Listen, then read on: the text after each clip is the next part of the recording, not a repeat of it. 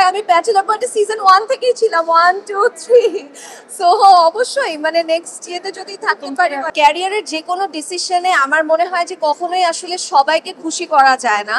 So bachelor point আমার কাছে আসলে একটা ইমোশনের জায়গা, এবং আমি একদম শুরু থেকে ব্যাচেলর পয়েন্টের সাথে ছিলাম এবং এখনো আছি স্পিরিটসে।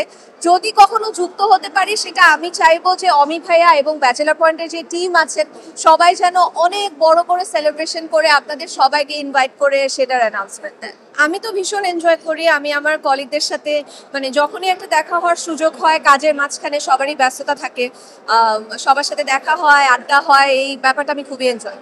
আসলে অফিসিয়াল অ্যানাউন্সমেন্টের আগে আমি পার্সোনালি কিছু বলতে পারছি না। সো আসলে অপেক্ষা করতে হবে অফিসিয়াল অ্যানাউন্সমেন্ট আসা পর্যন্ত। আমার প্রথম সিনেমা যেটা করেছি তাণ্ডব, সেটা শাকিল ভাইয়ের ছিল। সো ডেফিনেটলি উনি যদি বলে থাকেন সেটা খুবই ভালো।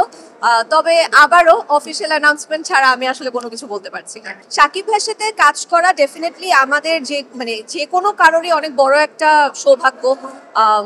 সো ফিউচারে ডেফিনেটলি আমি কাজ করতে চাইবো আমাদের মেগা স্টারের সাথে। বাকিটা তো দেখা যাক কি হয়।